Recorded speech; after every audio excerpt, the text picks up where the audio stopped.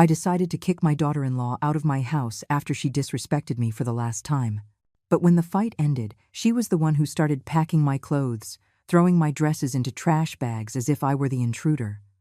I laughed in her face and told her, "This house is mine, you idiot. Take your husband and get out." I saw the blood rush to her face, saw her clench her fists. Then my son David, my own son, lifted a chair over his head to intimidate me. His eyes were full of rage, the veins standing out on his neck. He thought I would be scared, that I'd burst into tears and run away, but he was wrong. He very quickly regretted raising that chair against me, because what came next changed everything forever. But to understand how we got to that moment of madness, I have to go back years. I have to tell you who I am, Helen Miller, a 67-year-old woman who learned from a young age that in this life, nobody hands you anything. I was 23 when I was widowed. David was barely walking, stumbling on his little legs around the rented apartment where we lived, a tiny place that smelled like dampness and reheated food. My husband died in a workplace accident, something quick and violent that left me alone from one day to the next. No life insurance, no savings, no family who could help me. It was just David and me, against the entire world.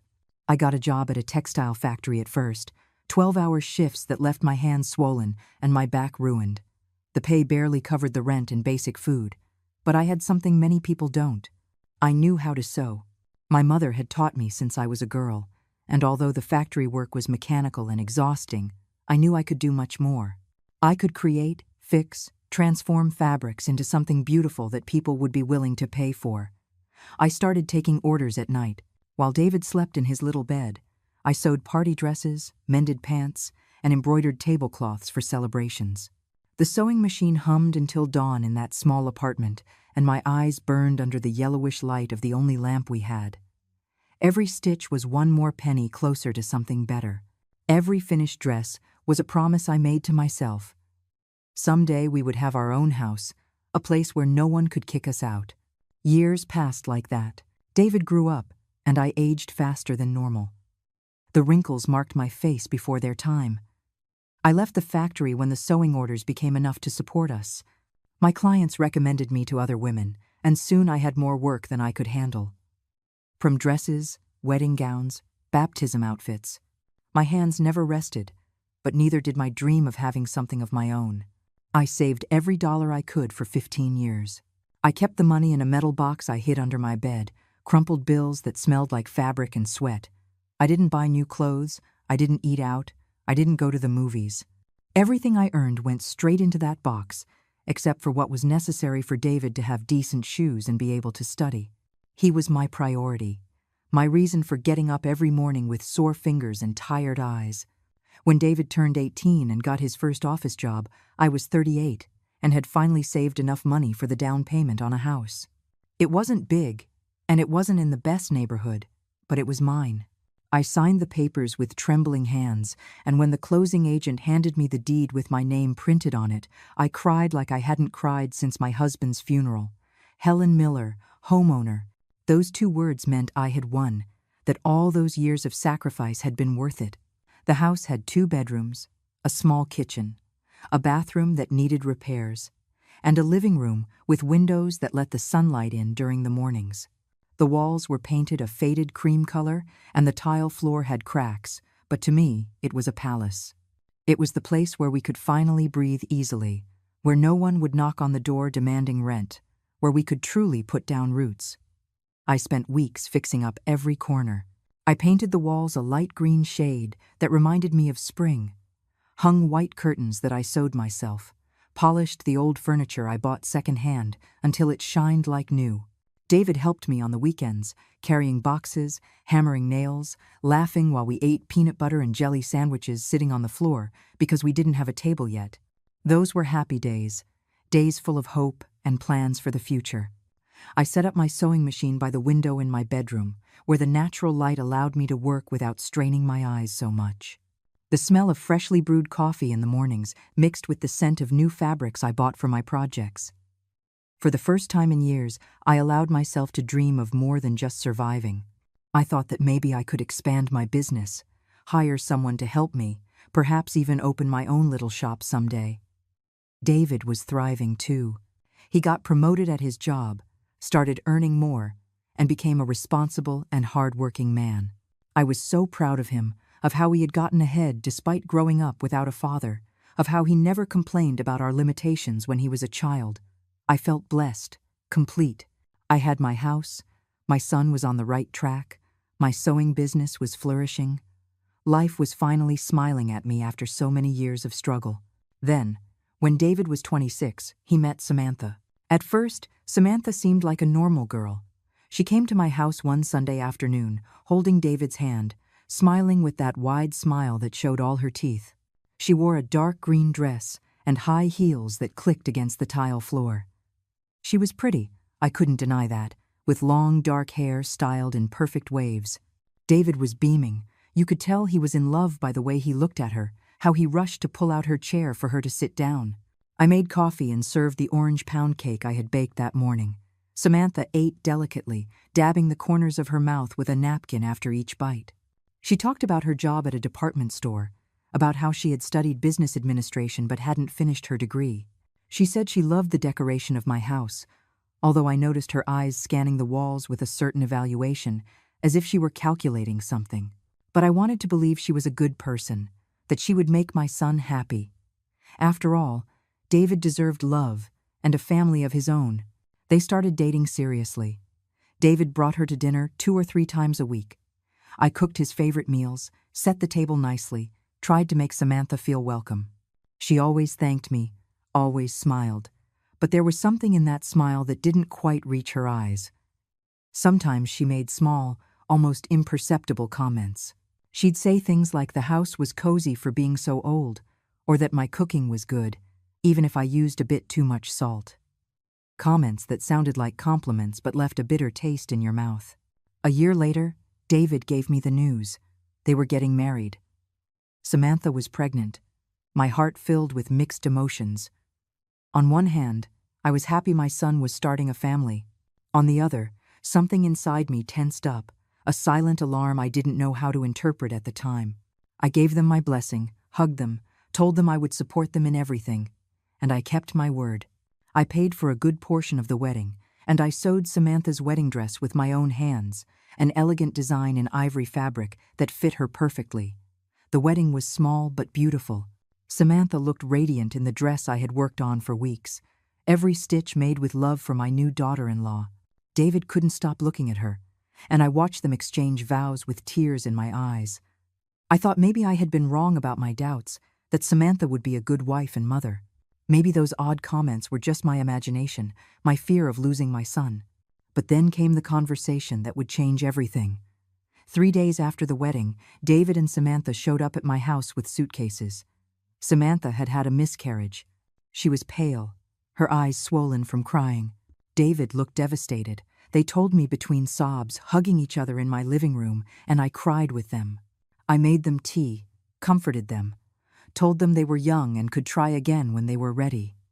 Then David made the request. He said they had to leave the apartment they were renting because, with the wedding and medical expenses, they were out of money. He asked if they could stay with me for just a few months, just until they got back on their feet financially and could rent something new. He looked at me with those eyes I had known since he was a baby, the same eyes he used to ask me for things when he was a child. How was I going to say no to my only son at such a difficult time? I told them yes. Of course I told them yes. My house had 2 bedrooms. David could have the one that had always been his, and I would stay in mine. It was temporary, just a few months until they stabilized. What could possibly happen in just a few months? That same afternoon I helped them settle their things, washed the sheets, put clean towels in the bathroom. I prepared a special dinner to lift their spirits. Samantha barely touched her food but thanked me with a weak smile. The first week was quiet. Samantha spent most of her time in the bedroom, recovering physically and emotionally. I brought her food, made her herbal teas, tried to give her space while she processed the loss. David went to and from work, looking more stressed each day by the debts they had accumulated. I didn't ask much, just offered my quiet support and my house as a refuge. But in the second week, something started to change. Samantha came out of the bedroom more often, starting to move around the house with a different energy. One morning I found her moving the living room furniture. She had pushed my favorite armchair into the corner and moved the coffee table toward the window. When I asked what she was doing, she said she just wanted to let more light in, that the old layout made everything look too dark. She said it so naturally that I didn't know how to object without sounding difficult. Another day, I came home from grocery shopping and found she had changed the kitchen curtains. The white ones I had sewn were folded on a chair, and in their place hung some brown ones she had bought. She said they matched the cabinets better. I just stared at my folded curtains, the ones I had made so carefully, and felt a lump in my throat. But I said nothing. After all, she was grieving. Maybe she just needed to feel like she had control over something. The weeks turned into months. Every time I mentioned how the apartment hunt was going, David would say they hadn't saved enough for the deposit yet, that prices were too high, that they just needed a little more time. And I would nod, because he was my son, and I couldn't throw him out on the street. But Samantha no longer acted like a temporary guest. She acted as if the house were hers. She started cooking without asking me, using my pots and pans, leaving them dirty in the sink for me to wash later. When I cooked, she'd make comments about how I'd used too much spice, or that the meat was too dry. She invited her friends over without telling me, and I'd come home to find my living room full of strangers who looked at me like I was the one interrupting. One of those afternoons, one of her friends asked me if I was the housekeeper. Samantha laughed and said no, I was her mother-in-law, but she didn't correct her friend when she assumed the house belonged to them. My sewing machine, my work tool, my source of income, started to bother her. She complained that the noise didn't let her sleep, even though I only sewed during the day. She said the threads and fabrics scattered around made the house look messy. One day I came home and found she had stuffed several of my projects into boxes and stored them in the closet. When I protested, she told me she needed to make space, that I could sew some other time, that it wasn't a big deal. But the worst part wasn't what she did. It was what she said. The worst part was the words. Those small, poisoned phrases that Samantha would drop with a smile, as if they were simple observations. Comments that started as occasional, and then became daily, constant, like water dripping on a stone until it wears it down. She'd say things like, "At your age, you should be thinking about resting," that working so much with the sewing was going to make you blind, that older women need help, because their memory starts to fail and it's dangerous for them to live alone. But I wasn't living alone. I was living in my own house with two people who were supposed to be my family. When my friend Margaret came to visit, as she had done for years, Samantha would look annoyed. She'd sigh loudly, slam doors, turn up the volume on the television. One afternoon, Margaret and I were having coffee in the kitchen when Samantha came in and said she needed to make dinner. And could we please go talk somewhere else because she needed the space? Margaret looked at me uncomfortably, and we finished our conversation standing in the small backyard. After that day, Margaret started visiting less. I knew she felt unwelcome, that she didn't want to cause me trouble with my daughter-in-law. Sundays had always been sacred to me. It was the day I cooked something special, when the house smelled like home cooking and family. But Samantha started suggesting they just order takeout, that I was too tired to cook and should save my energy. When I insisted on cooking anyway, she would eat just a few bites and then say she was too full, leaving her plate almost untouched. David would end up eating more of her portion than mine, and I'd watch as my food got cold on the plates, rejected. One night, I overheard a conversation I wasn't supposed to hear. I had gone to the bathroom, and on my way back, I passed David's room. The door was slightly open, and Samantha's voice slipped through the crack. She was on the phone with someone, probably a friend.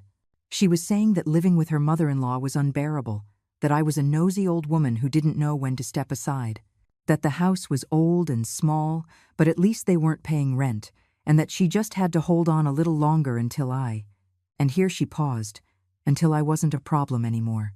She didn't specify what that meant, but the tone of her voice chilled my blood. I stood frozen in the hallway, my hand over my mouth to keep from making a sound.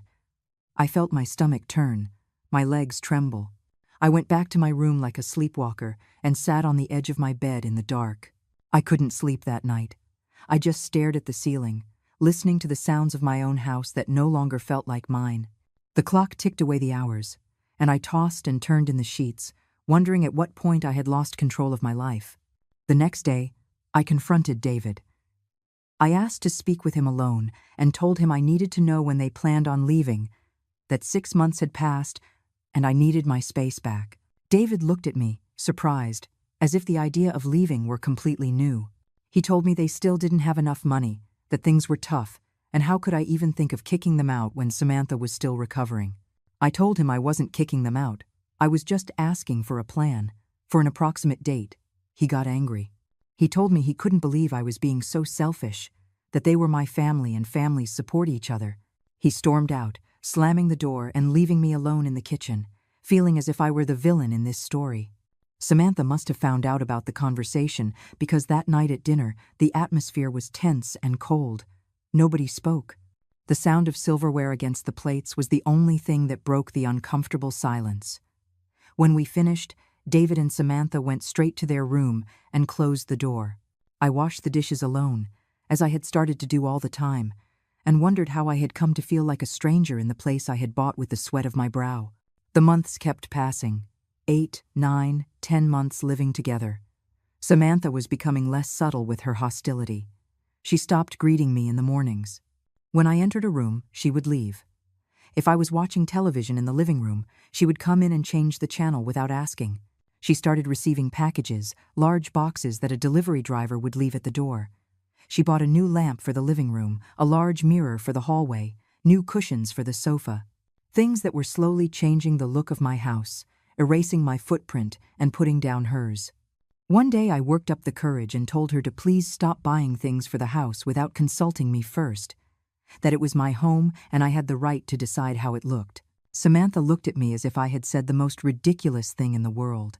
She let out a dry laugh and told me she was just trying to modernize the place a bit, that everything looked so antiquated and depressing, that if she was going to live here, she at least wanted it to look presentable. The way she said live here, as if it were permanent, as if there were no going back, made my skin crawl. I spoke with David again. I begged him to understand my position, that I loved them, but I needed my life back. That 11 months was no longer temporary. He told me I was being dramatic, that Samantha was just trying to help the house look better.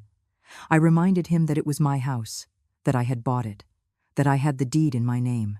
He fell silent for a moment, looking at me with an expression I couldn't decipher. Then he said something that broke my heart.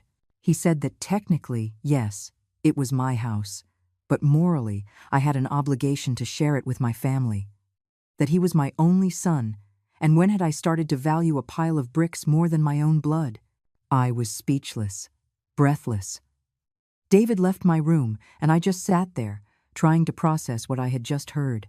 My son, the boy I had raised alone, to whom I had given everything, was using my sacrifices against me. He was twisting my maternal love to make me feel guilty for wanting my own space. That night, I pulled out the metal box I kept under my bed. There it was, the deed to the house, the document that proved this place was mine. I held it in my trembling hands and read my name over and over. Helen Miller, homeowner. I remembered all the years I spent sewing until my fingers bled, all the double shifts, all the sleepless nights. This house was my entire life's work, and no one had the right to make me feel bad for defending it. But I was also a mother, and the years of sacrifice had taught me to put David's needs before my own. Maybe I just needed to be more patient. Maybe things would get better. I put the deed back in the box, hid it under the bed, and tried to convince myself that everything would be okay. I had no idea how wrong I was. Because the worst was yet to come. A full year passed. 12 months since David and Samantha arrived with their suitcases, saying it would only be temporary. The house didn't feel like mine at all anymore. Every corner had Samantha's mark on it, from the new pictures on the walls to the gray towel set she had put in the bathroom. My things were slowly disappearing, put away in boxes, relegated to corners, as if I were the one just passing through and not them. My sewing business was suffering. Clients stopped calling as often because Samantha had made it clear she didn't like having strangers in the house. When someone came by to pick up a dress or get measured, she would look annoyed, sigh loudly, and make comments about how the house looks like a shop. Several clients told me they'd rather find another seamstress because they felt uncomfortable with the atmosphere. I was losing the business I had spent years building, the reputation I had earned through hard work. My income started to drop.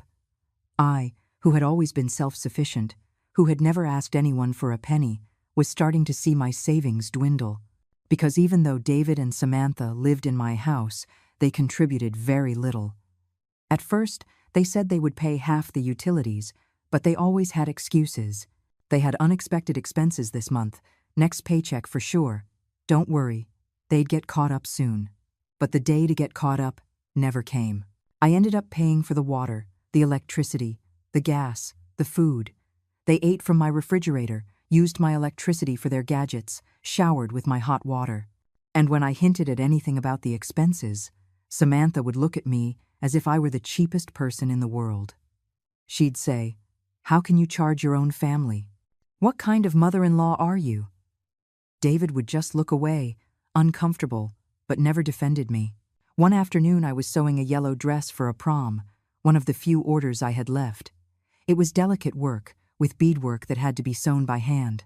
I had been concentrating for hours when Samantha entered my room without knocking. She said she needed me to do her a favor, that she had an important job interview and needed me to fix a pair of pants. I told her, of course, just leave them, and I'd have them ready in 2 days.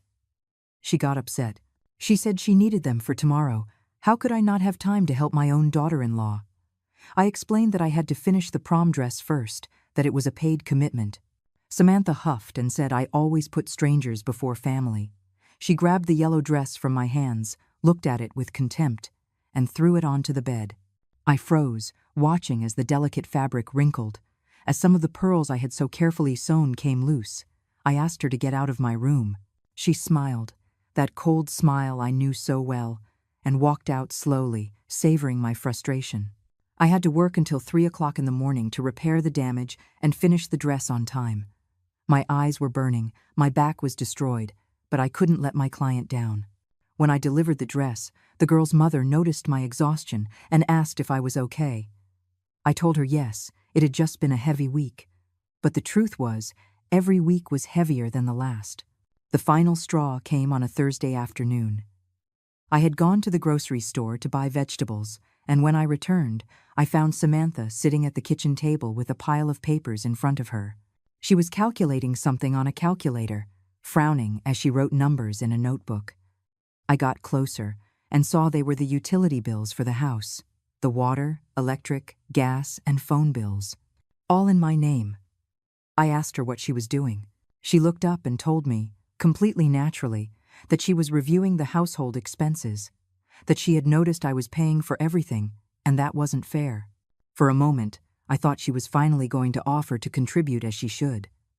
But no. What she said next left me breathless. Samantha said she had been thinking that I should be contributing more to the household expenses, that they were 2 people and I was only 1, but we all ate the same amount, that I used more hot water because I showered earlier, that my sewing machine used a lot of electricity, that the fair thing would be to split the costs 3 ways, but considering I used more resources, I should pay 40% while they would each pay 30%. I just stared at her, unable to believe what I was hearing. I was in my own house, the house I had bought, and my daughter-in-law was telling me how much I had to pay for utilities.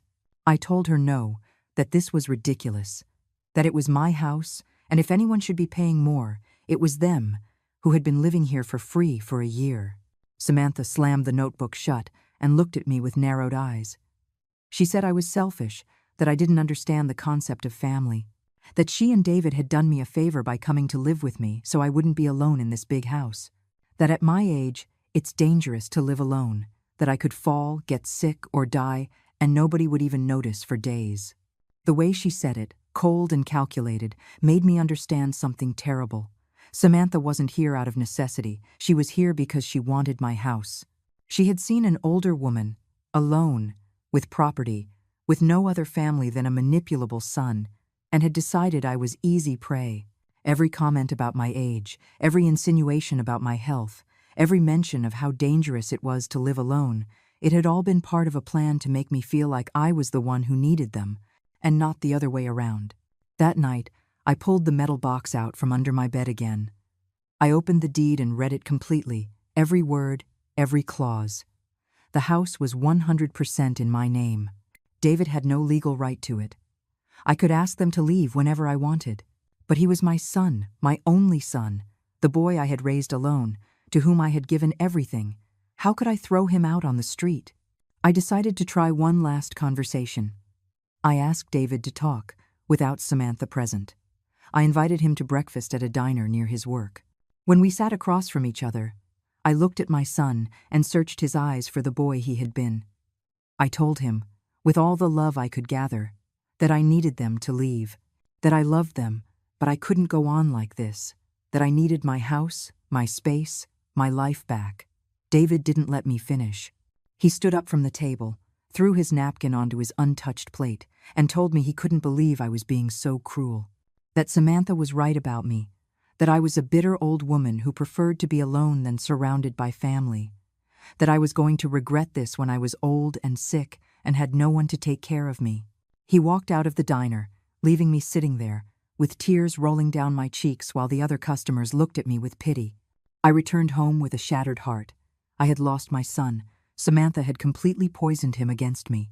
He no longer saw me as his mother, but as an obstacle, as someone selfish who stood in the way of his happiness. I went into my room, locked the door, and cried for hours.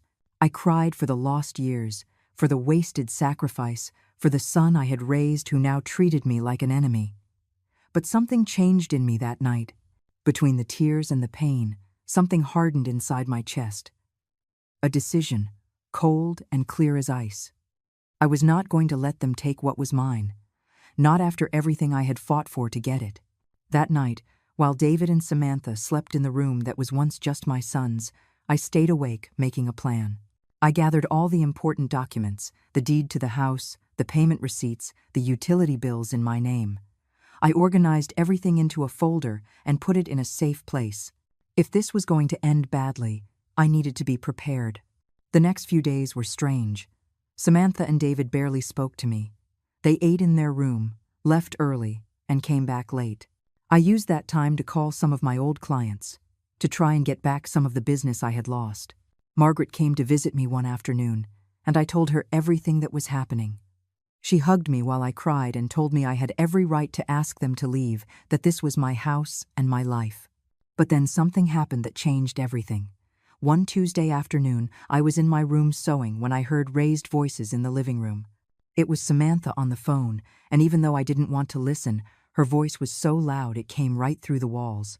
She was talking to someone about money, about an investment. She mentioned an amount, $20,000. She said they would have access to that money soon, that it was just a matter of time. My blood ran cold. I had exactly $20,000 saved. It was the money I had put away for years, my safety net, what I had left after buying the house and maintaining it. I had it in a bank account in my name, but David knew about those savings. I had mentioned it to him years ago, back when I still trusted him completely, back when he was still my boy and not this stranger living in my house. I left my room, my heart pounding so hard, I thought it would burst from my chest. Samantha had already hung up the phone and was in the kitchen making coffee. I asked her directly what money she was talking about. She turned around with that cold smile that terrified me. She told me not to worry about it, that it was none of my business. I told her that if she was talking about my savings, then it was absolutely my business. Samantha set her mug down on the counter with a thud, spilling coffee. She told me that money should be for the whole family, not just me. That I was a selfish old woman who was hoarding resources that could help my son get ahead.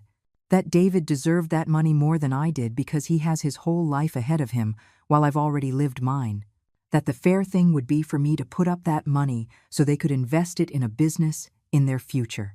I told her she was completely crazy if she thought I was going to give them my money, that it was the fruit of my labor, my sacrifices, and I had no obligation to share it with anyone.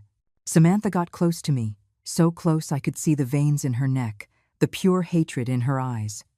She told me that one way or another, that money would be theirs, that I had no one else, that when I died, everything would go to David anyway. So why not just give it to them now when it could make a difference? The way she said when I died didn't sound like a distant event. It sounded like a threat, like a plan. I backed away, terrified, and locked myself in my room. My hands were shaking as I dialed the bank's number. I spoke to a representative and told them I wanted to change the conditions on my account. that no one but me could make withdrawals or transactions. They asked me some security questions and confirmed the changes. At least my savings were safe. But I wasn't. I barely slept that night. Every noise made me jump. I wondered if Samantha was capable of truly hurting me. If my own son would let something like that happen. The David I knew never would have. But that David didn't exist anymore. This new David was so blinded by his wife that he couldn't see reality. The next morning, I woke up with a knot in my stomach. Something bad was going to happen. I could feel it in my bones. I got up early and made coffee with trembling hands. David and Samantha came out of their room later, and I noticed David was holding some papers. They sat at the kitchen table and called me over. David's tone was strangely formal, as if he were in a business meeting and not his own home. I sat across from them, feeling the floor move beneath my feet. David put the papers on the table and pushed them toward me. He said they had been thinking a lot about the house situation, that they had been living here for over a year and could legally claim residency rights, that they had consulted with a lawyer and that there was something called de facto residency, that after living in a place for a certain amount of time, you could claim rights to the property. I couldn't believe what I was hearing. My son was threatening to take my house from me using legal technicalities. I asked him if he was serious. He avoided my gaze, and it was Samantha who answered. She said they didn't want to resort to that they preferred to reach a civilized agreement, that the fair thing would be for me to transfer the house into David's name, and in exchange, they would let me live here for the rest of my life. That they would even give me my own room and wouldn't charge me rent. They would let me live in my own house, without charging me rent, as if they were doing me a favor, as if the 20 years I worked to buy this property meant nothing, as if all my sacrifices were invisible. Rage began to boil in my veins. A rage so intense I felt like I was going to choke on it. I told them to go to hell, that this house was mine, that I had the deed in my name, and that no cheap lawyer was going to help them steal it from me, that they had 3 days to pack their things and get out, or I would call the police myself and have them removed. David slammed the table with his fist, making the cups jump. He yelled at me that I couldn't just kick them out, that he was my son, that he had rights. I yelled back that the only right he had was to have been loved and raised by me, and that he had trampled on that right every single day for the last year, that the house was mine and mine alone, and if they wanted a property so badly, they should work and buy their own, just like I did. Samantha jumped up, her face red with fury. She pointed her finger at me and said I was going to regret this, that I would end up alone and abandoned, just like I deserved. I told them I would rather be alone than surrounded by snakes like them, that they should get out of my sight before I did something I regretted. David and Samantha stormed out of the kitchen, slamming their bedroom door so hard it shook the walls. I sat at the table, my heart pounding so hard I thought I'd have a heart attack. But I also felt something else. I felt power. I felt like I had finally gotten my voice back. That afternoon I went straight to see a real lawyer, not the charlatans they had found. I told him the whole situation and showed him my documents. The lawyer reviewed the deed and told me the house was 100% mine, that they had no legal right to it no matter how long they had lived there, that I could ask them to leave at any time, and that if they refused, I could start the eviction process. I felt relieved but also sad, because although I was legally in the right, emotionally I was devastated. He was my son, my only son, and I had reached the point of having to threaten him with lawyers and police to get my own house back. I returned home with the lawyer's documents in my purse and an iron determination in my chest. I wasn't going to let them walk all over me anymore. I wasn't going to feel guilty for defending what was mine. When I walked in, the house was silent. I thought maybe David and Samantha had gone out, but then I heard voices coming from my bedroom, my room. I ran down the hall and threw open the door. Samantha was kneeling next to my bed, with the metal box in her hands, my box, the one I kept under the mattress with all my important documents. She had forced the lock and was going through the contents, pulling out papers, reading them with greedy eyes. David was standing next to her, watching the door as if he were on guard duty. When they saw me, neither of them had the decency to look ashamed. I screamed at them, asking what the hell they were doing in my room, touching my things. Samantha held up the deed to the house and waved it in the air. She said they were just verifying the documents were authentic, that they had a right to know what they were dealing with. I snatched the deed from her hands so hard it almost tore. I told her she had no right to enter my room, to touch my things, to go through my private documents. David stepped forward and told me to stop being dramatic, that they lived here and had a right to know their legal situation, that I was hiding information that concerned them. I told him the only information that concerned them was that they had 72 hours to get out of my house before I called the police. Samantha let out a bitter laugh, a laugh full of poison. She said she wasn't going anywhere, that this house was as much hers as it was mine, and that if anyone was leaving, it was me. I couldn't believe what I was hearing. This woman, who had come into my house as a temporary guest, who had lived off my generosity for over a year, was now telling me that I had to leave. I told her she was completely insane, that the house had my name on the deed, that I had paid every cent, that I had worked like an animal for 20 years to buy it. Samantha shrugged as if none of that mattered. She said possession is 9/10 of the law, that they were living here, their things were here, that they had made improvements to the property with the curtains and furniture they had bought, that any judge would see they had just as much right as I did. I told her she was wrong, that I had consulted with a real lawyer and she didn't have the slightest chance of keeping my house. Then Samantha did something I will never forget. She got close to me until our faces were inches apart. I could smell her sweet perfume, see the hatred shining in her pupils. She told me in a low voice, almost a whisper, that I was an old fool if I thought I could beat them, that they were young and strong, and I was just an old, lonely woman. That accidents happen all the time to people my age. Falls down the stairs, slipping in the shower, sudden heart problems. That it would be a real shame if something like that happened to me. Fear shot through me like electricity. This wasn't my imagination. Samantha was directly threatening me. She was implying they could hurt me, maybe even kill me, to get my house. I looked at David, searching for any sign that he would defend me, that he would tell his wife she was crazy. But David just stared at the floor, his fists clenched, saying nothing. My son was allowing his wife to threaten my life. I backed out of the door, clutching the metal box to my chest. I told them with a trembling voice that they were going to regret this, that I was going to call the police right now. Samantha laughed and told me, "Go ahead, call them. Tell the police your daughter-in-law said mean words to you. See if they come for something like that. You just sound like a paranoid, senile old woman." I ran out of my room, slammed the door, and threw the bolt. I sat on the floor with my back against the door, trying to calm my breathing. I pulled out my phone with shaking hands. I dialed Margaret's number, and when she answered, the words poured out of me between sobs. I told her everything, the threats, the forced open box, the fear I felt in my own home. Margaret told me to pack a bag and come stay with her tonight, that it wasn't safe for me to stay there. But something inside me rebelled against that idea. If I left, even for just one night, I would be leaving my house in their hands. I would be giving them exactly what they wanted. They would win, and I would lose. No, I was not going to run from what was mine. I was going to stay and fight. I told Margaret I was fine, that I wasn't going to let them kick me out. She insisted but finally accepted, making me promise to call her if anything happened. I didn't sleep at all that night. I sat on my bed with the light on, listening to every noise in the house.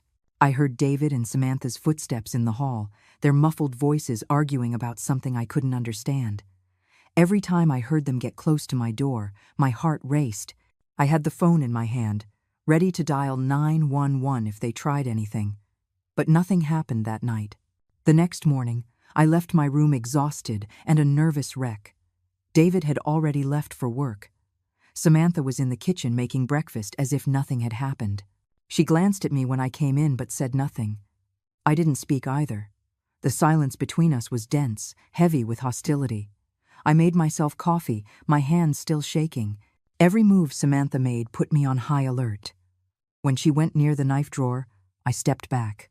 When she walked behind me, I turned to keep her in my line of sight. Living like this was unbearable. I couldn't keep feeling scared in my own home, constantly looking over my shoulder, wondering if every meal might be poisoned or if every night might be my last. I made a decision. I was going to end this today. I called the lawyer and asked him to prepare the eviction papers immediately. He said he could have them ready in 2 hours. I told him that was perfect, that I would wait. Then I called the local police precinct and asked if they could send an officer to supervise and keep the peace when I served the documents. They said yes, they would send a patrol car around 3 o'clock in the afternoon. The hours passed slowly. Samantha left the house around noon, probably to meet a friend and complain about her horrible mother-in-law. I used the time to take some of my most valuable things to Margaret's house. Family photos, jewelry that had belonged to my mother, important documents. I wasn't going to risk them destroying my memories in a fit of rage. At 2 o'clock, I went to the lawyer's office and picked up the papers. The formal eviction, giving them 15 days to vacate the property. The lawyer explained that although the law said 72 hours, since they had lived there for over a year, they were entitled to 2 weeks. 15 more days, sharing a house with people who hated me, who had threatened me. But at least I would have the backing of the law. I got back home just as David was arriving from work. Samantha was already back, too.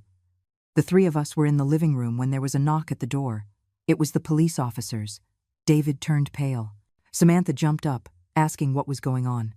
I opened the door and let the 2 officers in. One was a woman, about 40, with a serious but kind expression. The other was an older man who looked at the scene professionally. I explained the situation calmly. That David was my son, that he and his wife had been living in my house temporarily, that the arrangement was over, and that I was now formally asking them to leave. I took out the deed and showed it to the officers. They reviewed it and nodded. Everything was in order. The house was mine. Then I took out the eviction papers and handed them to David. David took the papers with trembling hands. His eyes scanned the lines as the color drained from his face. Samantha snatched the documents from him and began to read them, her expression growing more furious. When she finished reading, she looked at me with a hatred so pure I felt it burn. The female officer explained in a calm voice that the papers were legal and binding, that they had 15 days to vacate the property, or they would face more severe legal consequences. Samantha screamed that this was an outrage, that I couldn't just throw them out on the street like this, that David is your son, and mothers don't do this. The officer replied that Mrs. Miller was the sole owner of the home and had every legal right to ask them to vacate, that if they had questions, they could consult their own lawyer, but the papers were in order and they had to comply. David finally spoke. His voice sounded broken, small, nothing like the man who had lifted a chair against me. He asked me how I could do this to them. How could you throw your own son out on the street? I looked him straight in the eye and told him, "You made this decision when you allowed your wife to threaten me, when you tried to steal my house, when you broke into my room to go through my things like I was a stranger. You chose Samantha over me, and now you have to live with that choice." The officers stayed for a few more minutes to make sure the situation didn't escalate. Before they left, the female officer gave me her card and told me that if I felt I was in danger, I shouldn't hesitate to call. That they would return in 15 days to ensure the eviction was completed. When they left, the silence in the living room was deafening. David was still holding the papers, staring at them as if he couldn't believe they were real. Samantha was the first to react. She broke the silence with a scream of fury that echoed through the house. She told me I was going to regret this, that I didn't know who I was messing with. That she wasn't just going to leave, that if I wanted a war, I was going to get one. I replied with a calm I didn't know I possessed that the papers spoke for themselves, that they had 15 days and not one more. That after that, if they weren't gone, I would be back with the police, and they would be forcibly removed. David dropped the papers on the floor and walked toward me. For a moment, I thought he was going to yell, but what he did was worse. He looked at me with eyes full of tears and asked, "When did you become so cruel?" He said he thought I loved him, that he always believed that to a mother, nothing was more important than her son.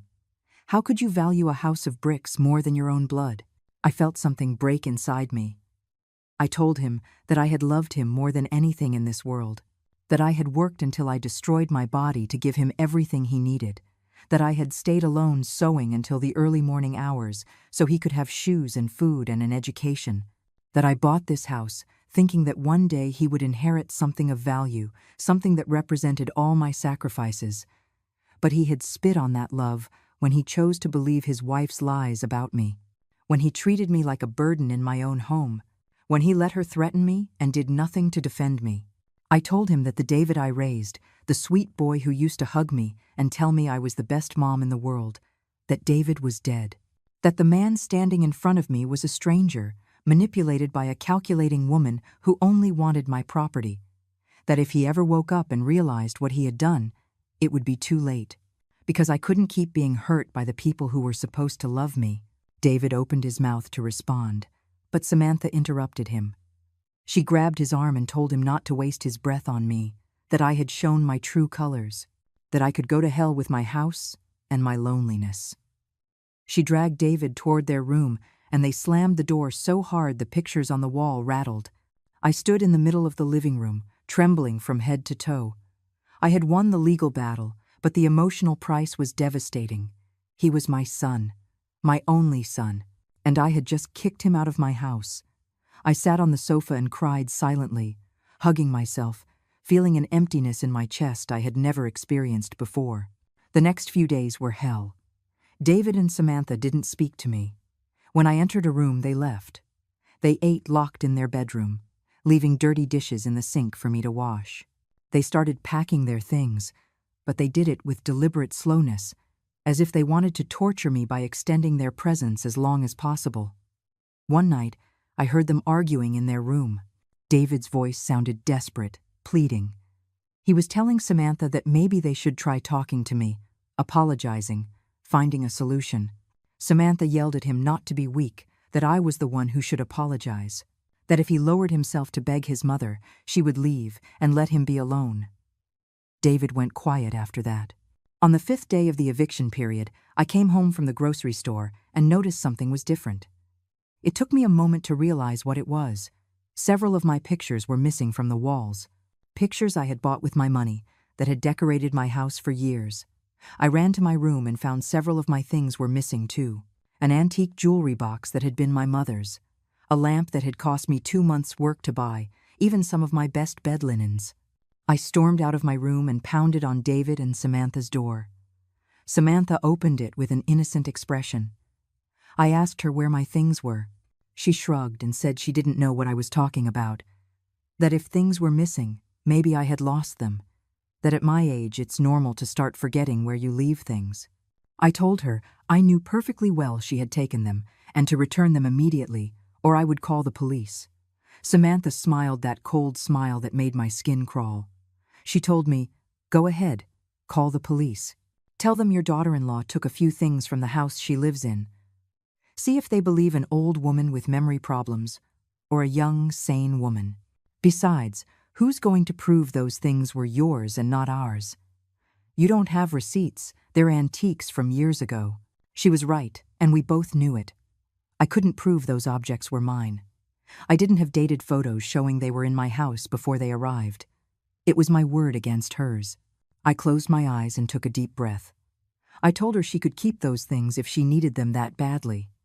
That they were just objects after all, but on day 15, I would be here with the police. And she had better be out with all her belongings, or she would face criminal charges. Samantha narrowed her eyes, and for a moment I thought she was going to hit me. But David appeared behind her and put a hand on her shoulder. He said something quietly to her that I couldn't hear. Samantha gave me one last look of hatred and closed the door in my face. I went back to my room feeling like my whole body ached. It wasn't a physical pain, but something deeper. A pain in my soul. I lay on my bed, staring at the ceiling, and thought about all the years I had worked to build a life. How it had all fallen apart in just 15 months. How I had lost my son in the process. But I also thought about how I hadn't let them defeat me. That I had fought for what was mine. That I hadn't stayed silent while they trampled me. I had found a strength inside myself I didn't know existed. A strength born from years of struggle, of survival, of getting up every time life knocked me down. The following days passed in unbearable tension. David and Samantha packed boxes and moved them out of the house. I stayed in my room most of the time, only coming out when I knew they weren't there. Margaret came to visit me every day to make sure I was okay. She brought me food because I barely had an appetite. She hugged me while I cried. Finally, the 15th day arrived. I woke up that day with a knot in my stomach. It was the last day of the deadline. At 3 o'clock in the afternoon, the police officers would arrive to supervise that David and Samantha had completely vacated. I got dressed with care, choosing a simple but dignified outfit. I wanted to look strong, not like the victim they had made me feel for so long. I pulled my hair back, put on a little lipstick, and looked in the mirror. I saw a woman who had survived worse things than this. I left my room and found the house in a chaotic state. There were boxes everywhere, trash bags full of clothes, furniture moved out of place. David was carrying things to a moving van they had rented, which was parked in front of the house. Samantha was in the living room, packing the last few items with abrupt, angry movements. When she saw me, she shot me a venomous look, but said nothing. I made myself coffee in the kitchen, trying to ignore the chaos around me. My hands trembled slightly as I held the mug. Just a few more hours until this was all over. A few more hours to get my house, my peace, my life back. But also, a few more hours to confirm that I had lost my son forever. The price of my freedom was my relationship with David, and although I knew I had done the right thing, the pain was unbearable. By 2 o'clock in the afternoon, most of their things were loaded into the van. David was coming in and out of the house, sweating, his shirt sticking to his body from the effort. Every time he passed me, he averted his gaze. He couldn't look me in the eye because he knew what he had done was wrong. Part of me wanted to scream at him, to shake him, to make him wake up and see the truth. But the other part, the tired and wounded part, just wanted them to leave. Samantha came out of the room they had occupied carrying the last box. She dropped it on the floor with a thud and stood in front of me, her arms crossed. She told me she hoped I was happy, that I had gotten what I wanted, that now I could rot alone in this ugly old house, that when I was sick and dying, there would be no one to take care of me, that I would die alone like the bitter old woman I was. I replied that I would rather die alone and in peace than live surrounded by people who hated me, that she could think whatever she wanted of me, but at the end of the day, this house was mine, and I had won. Samantha clenched her fists and took a step toward me. For a moment, I thought she was going to hit me. And honestly, I didn't even care anymore. But David appeared right then and grabbed her arm, telling her that's enough, let's just go. Then Samantha did something I will never forget. She turned toward the living room and with a swift movement grabbed one of the vases left on the shelf. It was an antique vase that had belonged to my grandmother, one of the few things of sentimental value I had left. Before I could react, Samantha smashed it on the floor. The vase shattered into pieces, fragments of painted ceramic flying in every direction. The sound was like a gunshot in the tense silence of the house. I stood frozen, staring at the pieces of my vase scattered on the floor. That vase had survived decades. It had been passed down from generation to generation. It was one of the last connections I had to my grandmother. And now it was destroyed, broken into 1,000 pieces out of pure spite. I felt tears burning my eyes, but I didn't let them fall. I wouldn't give Samantha the satisfaction of seeing me cry. David looked at the pieces on the floor with a shocked expression. Even he seemed horrified by what his wife had just done. He said to her, "How could you do that? You're crazy." Samantha shrugged and said, "It was just an ugly old vase. Now you have one less piece of junk to worry about." She walked toward the door, deliberately stepping on the fragments, making them crunch under her shoes. In that moment, something broke inside me too. It wasn't just sadness or pain, it was pure rage. Rage for all the months of humiliation, for the threats, for the manipulation, for seeing my son turned into a stranger. Rage for that broken vase that represented everything I had lost. I walked to the door where Samantha was standing and told her, with a voice so cold it surprised even me, "Get out of my house right now, before I call the police for destruction of property." Samantha laughed, but it was a humorless laugh. She said, "Yeah, we're leaving. This place stinks of old lady and failure anyway.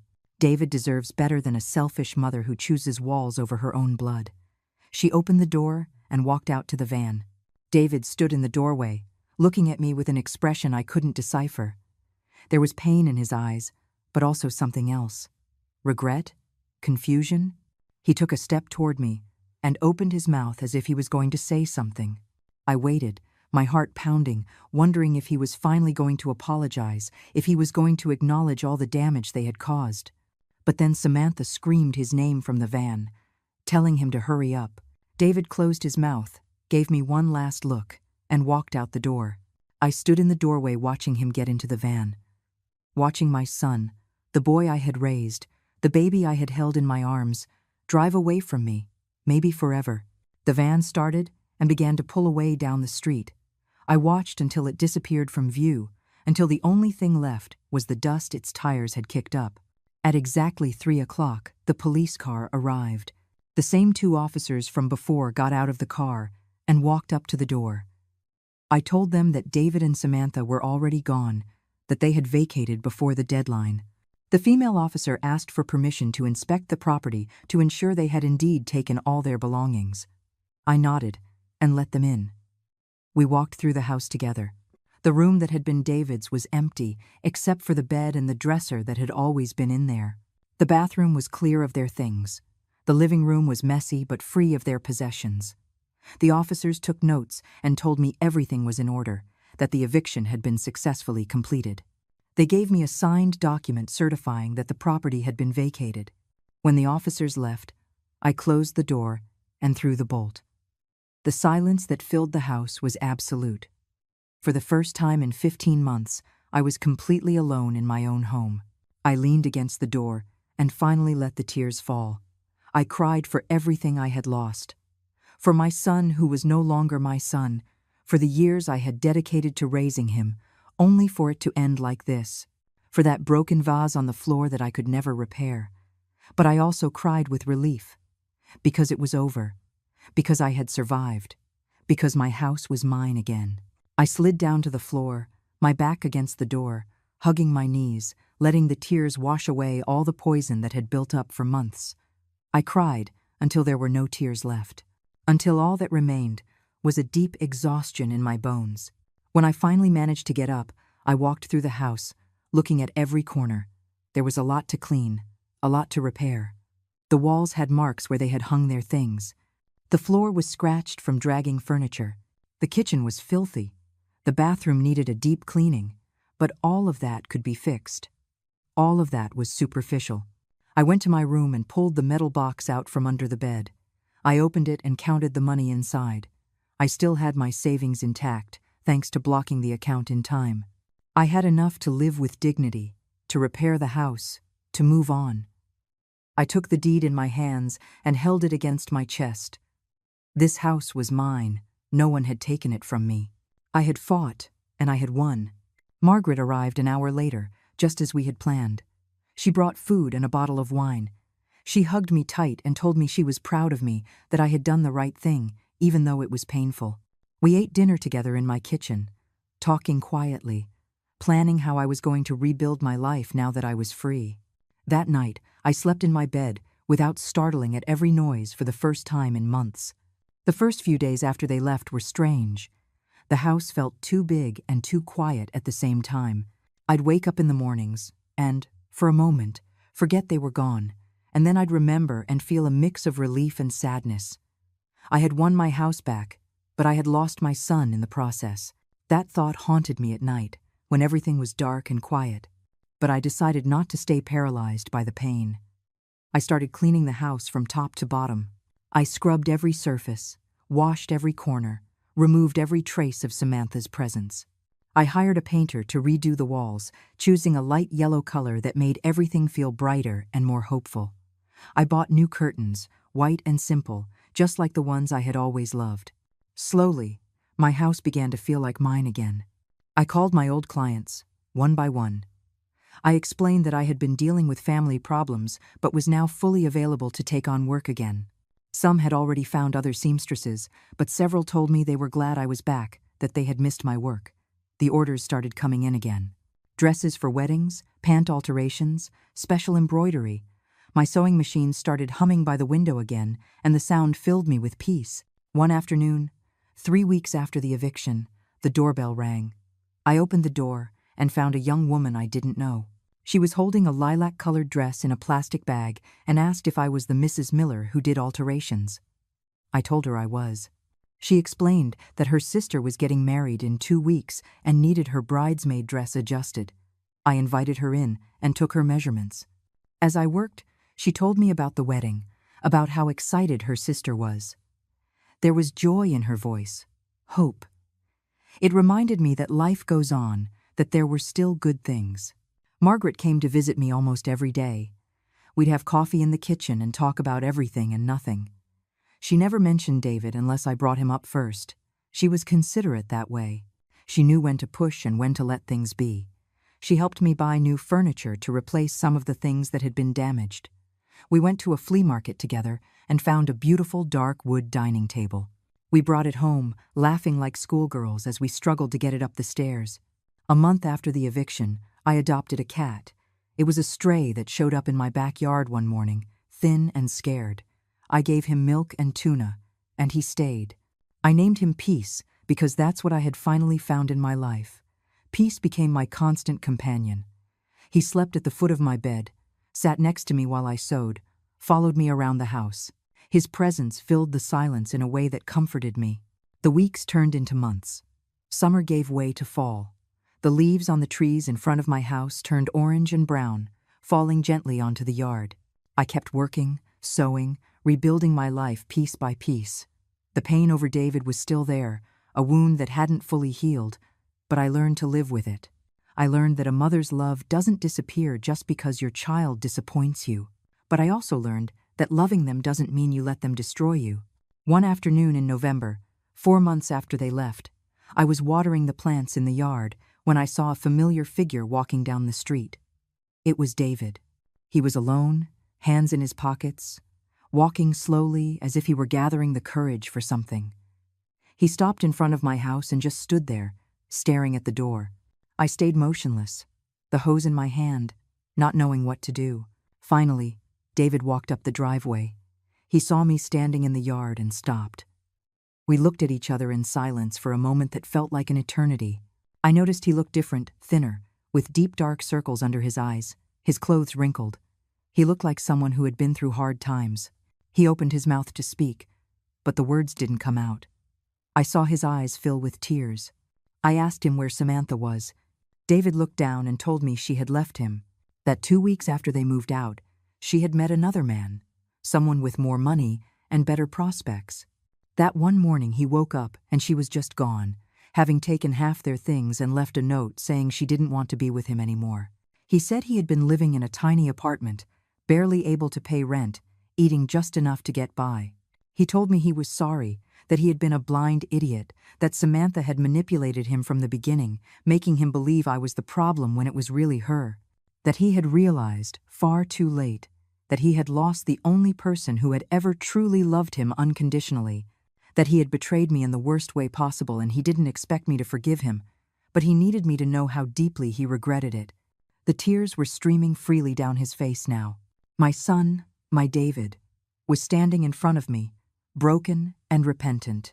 Part of me wanted to run and hug him, to tell him everything was okay, that he could come home. That maternal part that had guided my whole life screamed at me to forgive him immediately. But there was another part, the part that had learned to value itself, that knew some wounds don't heal with simple apologies. I told him I appreciated his words, that I could see he was truly sorry, but that I couldn't just forget everything that had happened. That he had threatened me, that he had allowed his wife to terrorize me in my own home, that he had tried to take away what I had worked my entire life to build, that those things leave scars that don't just disappear overnight. David nodded, sobbing. He said he understood, that he didn't deserve my forgiveness, that he just wanted me to know he was sorry and that if one day, even if it's years from now, you can find any space in your heart for me, please consider it. He turned to leave, his shoulders slumped in defeat. I called out to him before he reached the street. He stopped and turned to look at me. I told him that forgiveness would take time, that trust had been broken and rebuilding it would be a long and difficult process. But if he was truly sorry, if he really wanted to fix our relationship, we could start slow. Maybe with coffee, once a month. Maybe with honest conversations, with no lies or manipulations. Maybe, with a lot of time and effort, we could find our way back to each other. David looked at me with eyes full of hope and nodded vigorously. He said he would do whatever it takes, that he would wait as long as I needed, that he would work every day to prove he had changed, that he had learned his lesson. We said goodbye with an awkward, clumsy handshake, but there was something there, a small seed of possibility. That night, I sat in my renovated living room, with Peace curled up next to me, and thought about everything that had happened. I had lost so much in these past months, but I had also gained something invaluable. I had found myself. I had discovered I was stronger than I thought, that I could defend what was mine, that my love for my son didn't mean I had to sacrifice my dignity and my peace. The house was silent, but it was no longer an empty, lonely silence. It was a peaceful silence, full of possibility. The freshly painted walls glowed softly in the lamplight. The white curtains moved with the breeze coming through the open window. My sewing machine waited by the window, ready for the next day's work. I looked around my living room and felt something I hadn't felt in a long time. Gratitude. Gratitude for this house that I had fought so hard to get and to keep. Gratitude for friends like Margaret, who had supported me in the darkest moments. Gratitude for the strength I had found inside myself when I needed it most. And yes, even a little gratitude for everything that had happened, because it had taught me lessons I would never forget. I didn't know if David and I would ever have the relationship we had before. Probably not. Too much had happened. Too much had been broken. But maybe we could build something new, something different but real, something based on mutual respect and clear boundaries, not just on family obligation. I stood up and walked to the window. Outside, the street was quiet under the streetlights. It was my street, in front of my house, in my neighborhood. All of this was mine, earned with sweat and tears and years of tireless work. Nobody had handed it to me. Nobody had taken it from me. I had fought for it, and I had won. I closed the curtains, turned off the lights, and went to my room. Peace followed me, jumping onto the bed and settling into his usual spot. I lay down between clean sheets that smelled like lavender. In my bed, in my room, in my house. For the first time in over a year, I fell asleep feeling completely safe and at peace. Because in the end, I had learned the most important lesson of all. That valuing myself wasn't selfishness, it was survival. That setting boundaries wasn't cruelty, it was necessity. And that sometimes, to save what really matters, you have to be willing to let it go. Now it was just me, my house, my cat, and the healing silence I had so desperately needed. And for the first time in a long time, that was more than enough.